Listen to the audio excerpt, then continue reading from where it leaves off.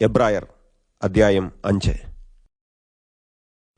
മനുഷ്യരിൽ നിന്ന് തിരഞ്ഞെടുക്കപ്പെടുന്ന ഏത് മഹാപുരോഹിതനും ദൈവകാര്യങ്ങളിൽ മനുഷ്യർക്ക് വേണ്ടി പാപങ്ങൾക്കുള്ള വഴിപാടുകളും യാഗങ്ങളും അർപ്പിക്കുവാൻ നിയമിക്കപ്പെടുന്നു. താൻ തന്നെ ബലഹീനതയുള്ളവനാകയാൽ അറിവില്ലാത്തവരോടും വഴിതെറ്റിപ്പോകുന്നവരോടും സൗമ്യതയോടെ പെരുമാറുവാൻ അദ്ദേഹത്തിന് കഴിയും. ബലഹീനത നിമിത്തം ജനത്തിനു വേണ്ടി എന്ന പോലെ തനിക്ക് വേണ്ടിയും പാപയാഗങ്ങൾ അർപ്പിക്കപ്പെടുവാൻ അദ്ദേഹം കടപ്പെട്ടവനാണ്. ഈ മാന്യ പദവി ആരും സ്വയം ഏറ്റെടുക്കുന്നില്ല. അഹരോനെ പോലെ അയാൾ ദൈവത്താൽ വിളിക്കപ്പെട്ടവനായിരിക്കണം. അങ്ങനെ ക്രിസ്തുവും മഹാപുരോഹിതനാകുവാനുള്ള മഹത്വം സ്വയം ഏറ്റെടുത്തില്ല. എന്നാൽ നീ എന്റെ പുത്രൻ, ഇന്ന് ഞാൻ നിനക്ക് ജന്മം നൽകിയിരിക്കുന്നു എന്ന് അരുളി ചെയ്തവനാണ് നിയമിച്ചത്.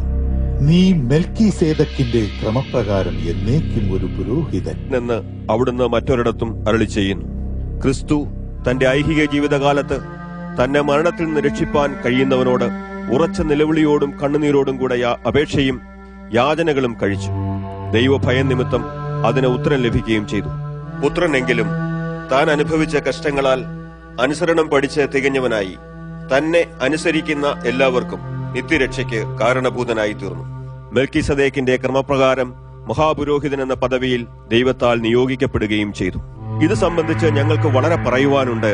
എന്നാൽ നിങ്ങൾ ഗ്രഹിപ്പാൻ മന്ദതയുള്ളവരാകിയാൽ വിശദീകരിക്കുക വിഷമമാണ്. വാസ്തവത്തിൽ നിങ്ങൾ ഇതിനോടകം ഉപദേഷ്ടാക്കന്മാർ ആകേണ്ടതായിരുന്നു. എന്നാൽ ദൈവവചനത്തിന്റെ പ്രാഥമിക സത്യങ്ങൾ ആരെങ്കിലും ഇപ്പോഴും നിങ്ങൾക്ക് ഉപദേശിച്ചു തരേണ്ടിയിരിക്കുന്നു. കട്ടിയായ ആഹാരമല്ല, പാലാണ് നിങ്ങൾ ആവശ്യപ്പെടുന്നത്.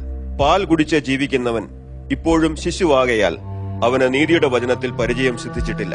തഴക്കത്താൽ ഇന്ദ്രിയങ്ങൾക്ക് അഭ്യസനം ലഭിച്ച് പൂർണ്ണ വളർച്ചയിൽ എത്തിയവർക്ക് മാത്രമേ കട്ടിയായ ആഹാരം പറ്റുകയുള്ളൂ.